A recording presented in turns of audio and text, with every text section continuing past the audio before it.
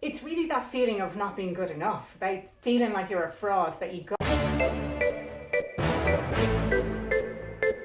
So hi guys, and welcome back to On the Plus Side with Island's Got Crabs and myself, Sharon D.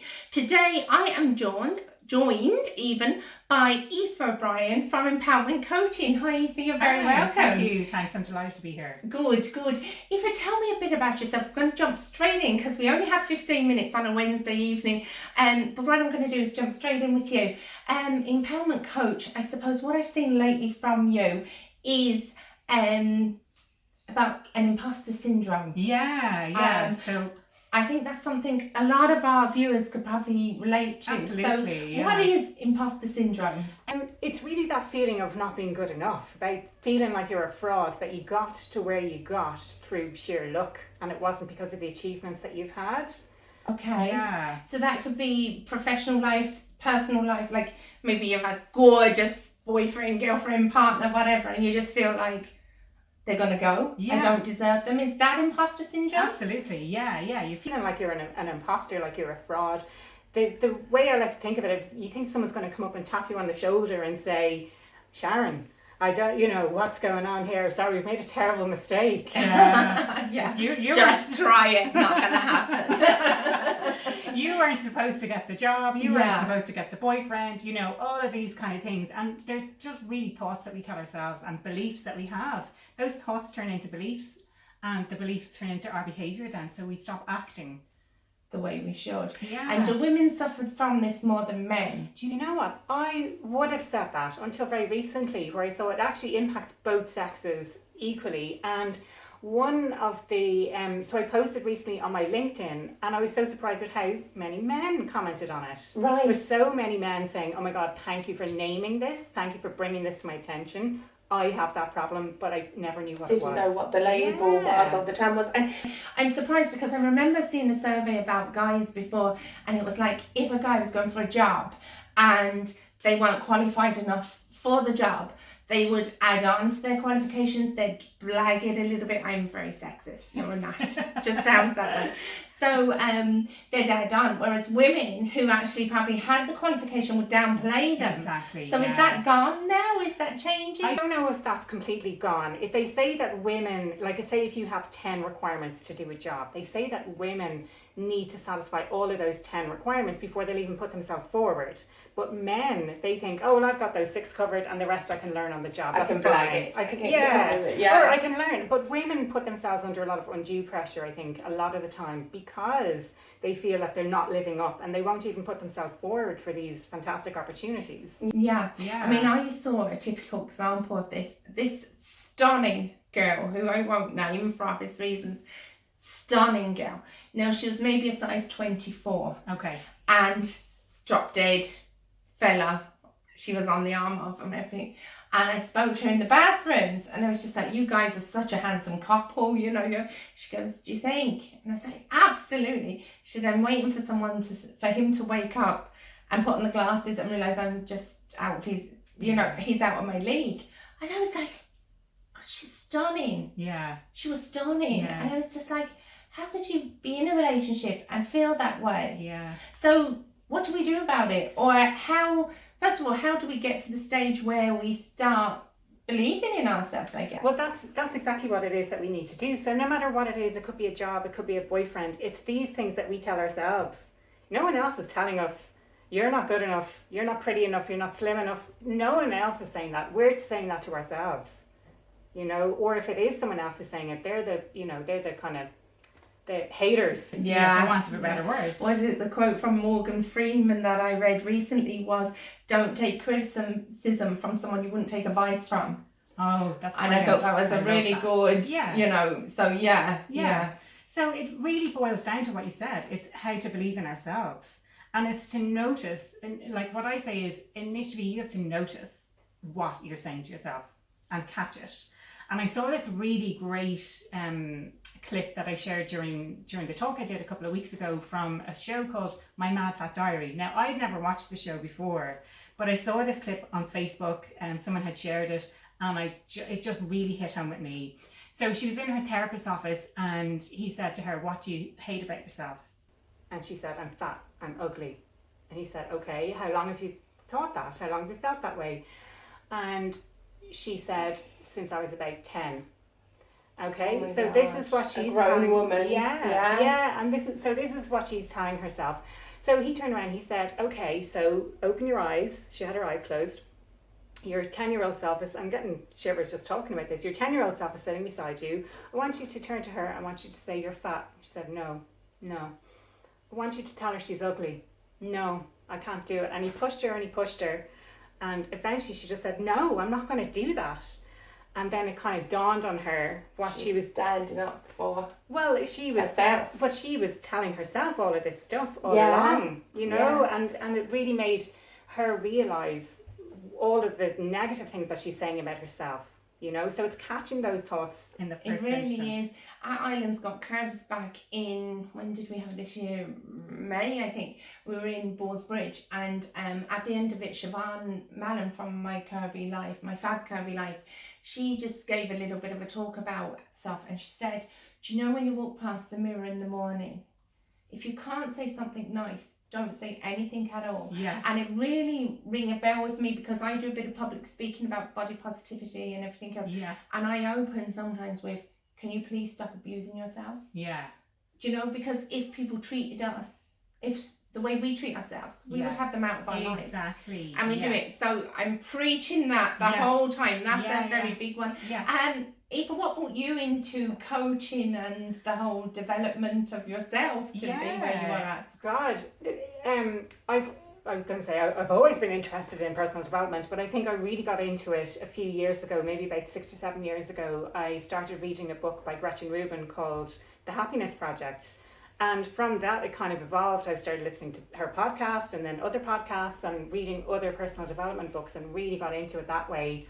And I suppose I had a few, I won't say issues, but I had some obstacles in my life that I had to overcome. So just not being happy in work, and that was the main thing. And I wanted to help other people, especially in work.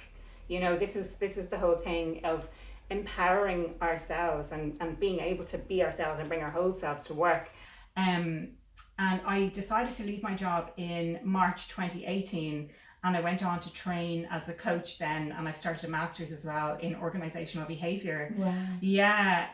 I was just really passionate about helping other people to help themselves, really. Yeah.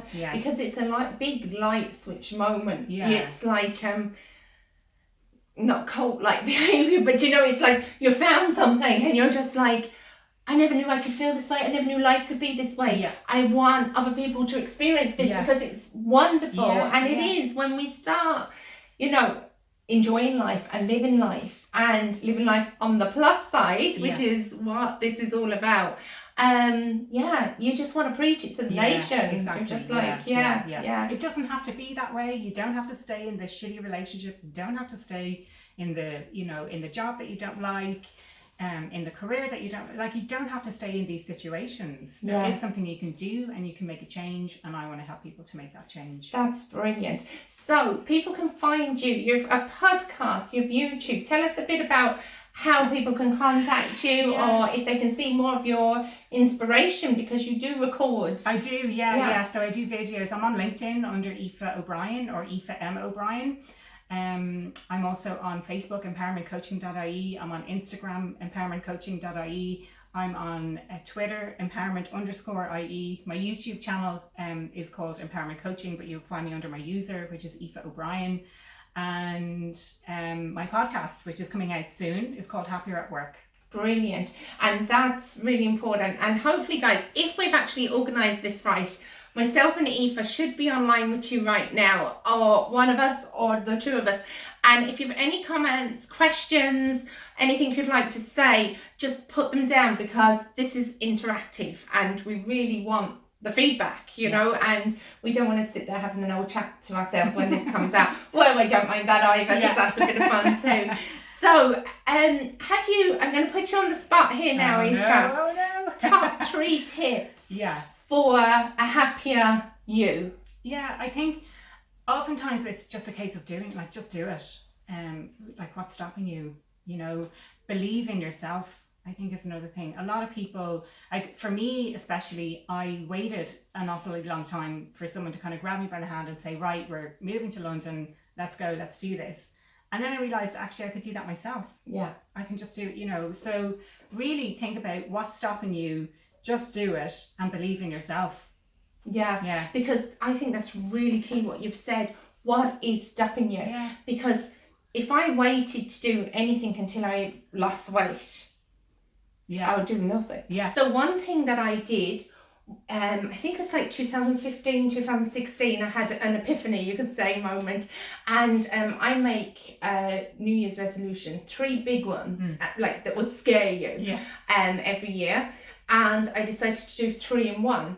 So I'd lost 4 stone. I was going to the gym, and that was daunting because going into the gym as a plus size person, you get looks, which is wrong, because it's like, there should be the place you welcome me into. You should be trying to say, fair play, she's doing something. But anyway, that's a whole different day.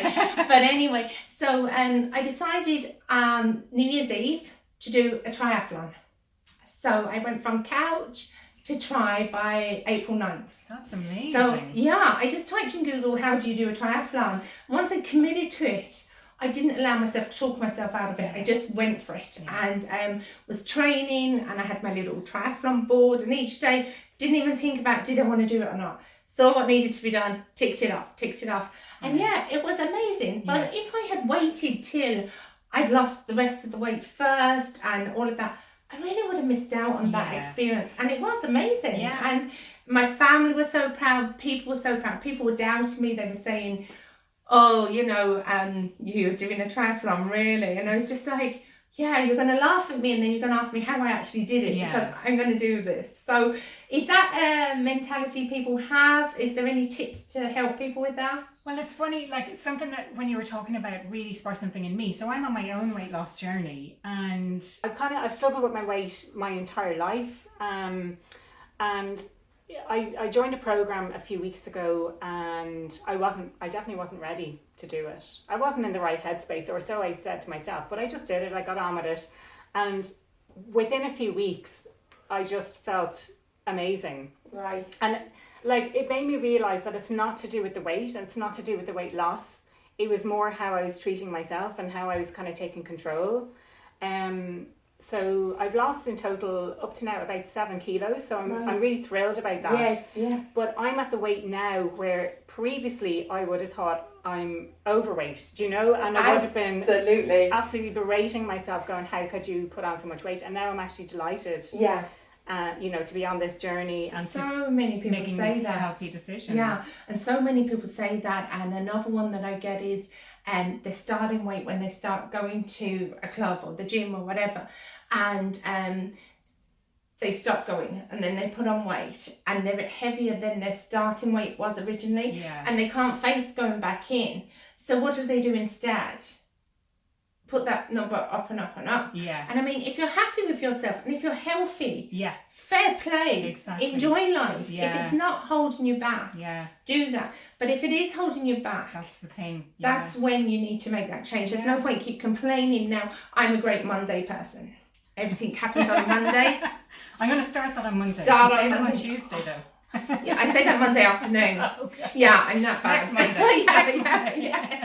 Oh sure. And then sure, we might as well just blow out the weekend then, because we're starting Monday, and I'm sure lots of people out there do the same. Comment if you do. But but it is all mindset, and it's all about not talking yourself out. Your body wants you to stay cozy under the duvet, not going for that walk. So, but it's what I've learned as well is it's small steps. And it's asking for help when you need it.